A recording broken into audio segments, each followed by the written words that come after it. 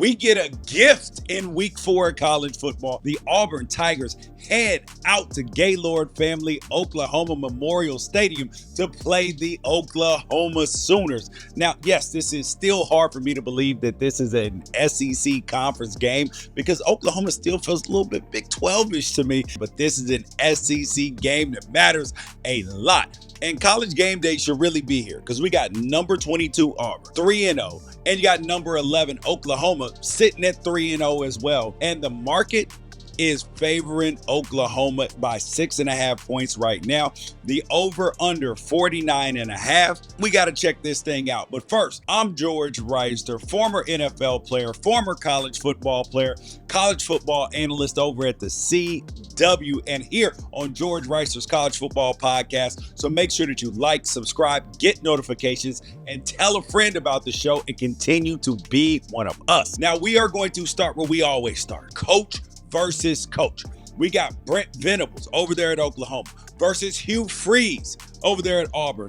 Now, they both came into this season with 2 of the 5 hottest seats in all of college football coaching, but they're 3-0 right now. Things are starting to cool down a little bit, especially over there at Oklahoma because they got a big win over Michigan. For the Sooners, the expectations were so high for Brent Venables because they had 2 decades that the standard was double-digit wins, and that has permanently fixed expectations for their fans and their internal desire to show that Lincoln Riley, their former head coach who bolted to USC, that they'll be fine without him and that he won't be fine without them. So far, only half of that looks true. And it is eating Oklahoma fans alive, but they got a chance to show it and stand on their own too right now. Now, Auburn, on the other hand, they are the perfect example of my theory that fans can actually handle being trash, and it actually galvanizes them, and it gives the base something that forces change in a positive direction. But you know what they can't handle? What Auburn has been doing. They can't handle mediocrity because coming into 2025, Auburn was at risk of a 5th consecutive losing season. And before this, the longest streak of losing seasons before Auburn was 2. And that was a transition year between Terry Bowden and Tommy Tuberville back in the 1990s. They can't handle this yo-yoing. National championship, being terrible. Being going to the playoff, not terrible. It don't work like that. That gets fans absolutely outraged. How is each coach handling the pressure this season? Because over at Oklahoma, Brent Venables, he overhauled and modernized Oklahoma's offense, while at the same time managing to keep talent on defense intact despite the attempt to persuade a lot of his players to hop in the transfer portal. And now Brent Venables is back calling this defense again, and it is just like the Clemson days it looks like right now. Because you had teams like Notre Dame, Ohio State, and Oregon. They are the model for the last couple of years because they have shown that you can have a dominant defense and at the same time not be overly conservative on offense. Mr. Kirk Ferentz at Iowa, please take note of this. You will be better off. And then that switch has Oklahoma 3-0 and averaging 100 more passing yards per game than they did in 2024. Now, on the Auburn side, Hugh Freeze has been recruiting like an absolute madman in the transfer portal and the high school ranks. Auburn right now is off to a 3-0 start. But now they're staring down the barrel of 4 straight ranked games against SEC opponents. And then the next 4 games are going to be the foundation on which Hugh Freeze is judged this year. Now we got to look at these quarterbacks because we got Mr. Jackson Arnold over there at Auburn. Yes, because he used to be in Oklahoma last year. But Oklahoma's quarterback, Mr. John Mateer, who was at Washington State last year, and I know a lot of people didn't see you. That's how I ended up making a video like, what's up with y'all? This dude has been good since last year. You should know who he is if you're a college football fan. Because how many times, though, on the Jackson Arnold side, do we think that Jackson Arnold has thought about this opportunity since he went to Auburn to win the job and get a chance to play against Oklahoma? Because he has said all the right things on social media. He's quoted as saying that Auburn is taking preparation one day at a time, like any other opponent. But come on, man. We all know better than that. You always want to show the X like, hey, yo, you see I've been working out. You see this dressing change, how fashionable I am, how cool I am, and everything else. We know that. Come on, man. That's how the human mind works. And Jackson Arnold, when he was at Oklahoma, he got blamed for a larger share of their offensive struggles in 2024 than he probably deserved. He had no healthy wide receivers. Seth Luttrell got fired midseason. And Dylan Gabriel, the guy who he was supposed to be better than, was stat stuffing at Oregon all year long. Kind of what's going on with Nico Iamaleava and Joey Aguilar over there at Tennessee. Same thing. And Arnold wasn't as terrible at Oklahoma, but he wasn't special either. And because he wasn't special, there weren't a lot of tears when he left Norman, even though that they were excited about him coming into the year.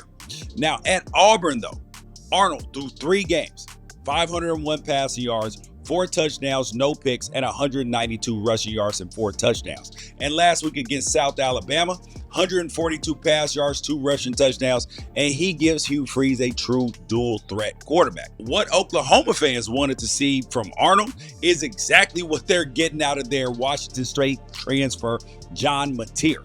But Mateer also has the benefit of playing for Ben Arbuckle, who was his offensive coordinator at Wazoo, which leads to a lot of continuity.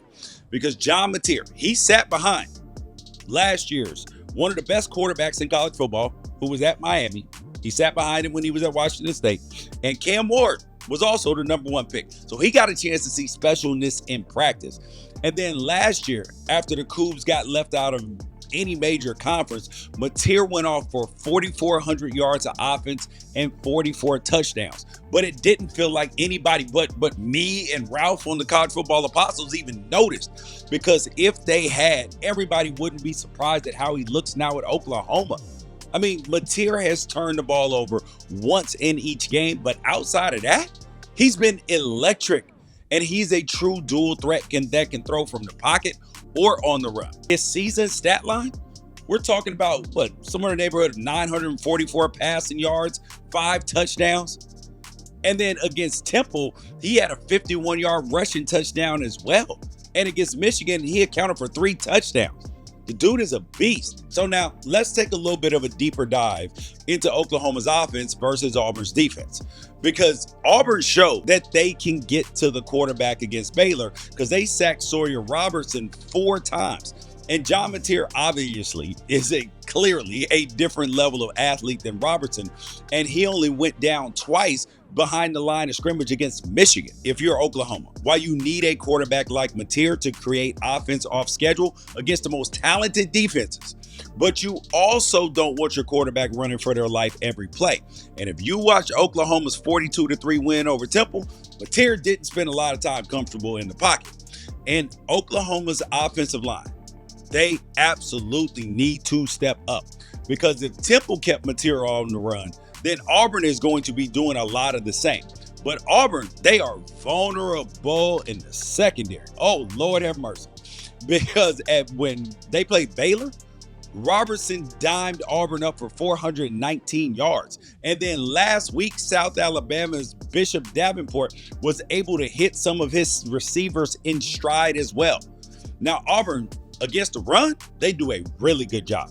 And Oklahoma, they haven't managed to get Cal transfer Jay Knott going yet. And it looks more and more like Oklahoma is going to depend on Torrey Blaylock as their future back and not Ott, which it may not have been a good transfer move. But Oklahoma also has received criticism for not adding enough talent in the transfer portal at wide receiver. But Arkansas transfer wide receiver Isaiah Satana and Wisconsin transfer Keontae Lewis, they have been more than solid for this team. And Deion Burks under Ben Arbuckle's tutelage, he looks more than just a player than he did in 2024.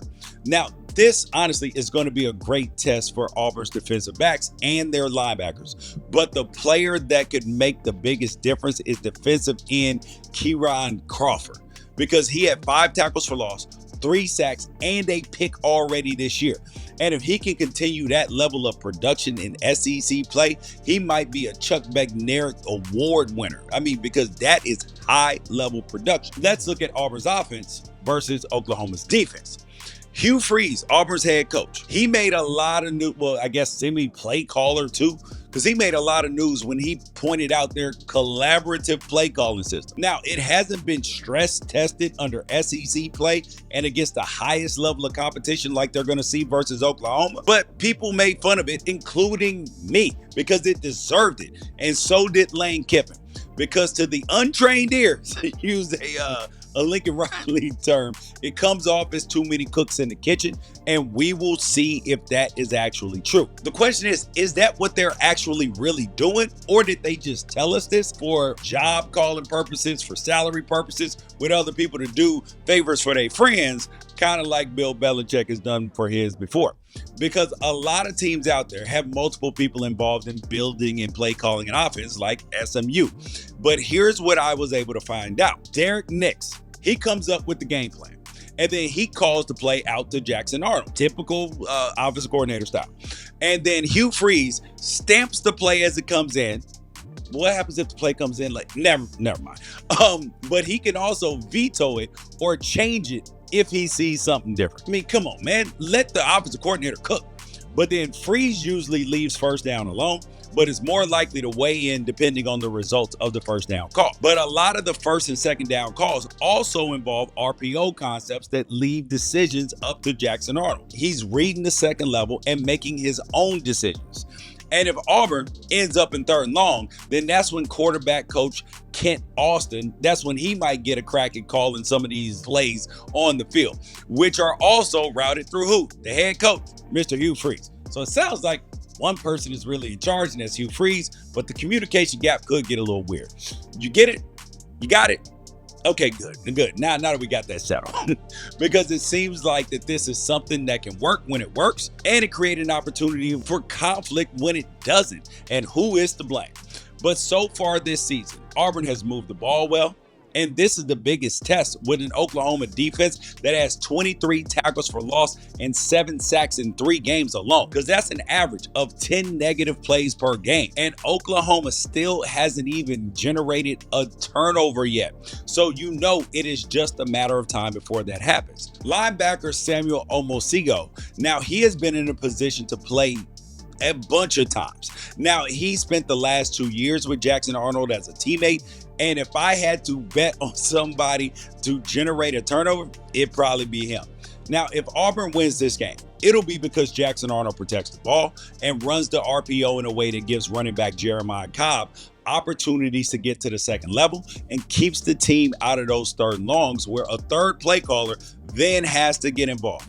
So the X factor for Oklahoma has to be familiarity, because Brent Venables, their head coach and defensive coordinator, is one of the best minds in all of college football. And now he has the opportunity to go head-to-head with a quarterback that he saw up close in practice for 2 years. So he knows his strong points. He knows his weak points. And this is not a layup. But if you're an Oklahoma fan, you are going to be extremely disappointed that if a man that you deem not ready for the moment comes back to Norman and gets one of the best defenses in college football on its heels against the coach that basically sent him packing. And for Auburn, the X factor is the old, reliable, motivating tool that nobody believes in you.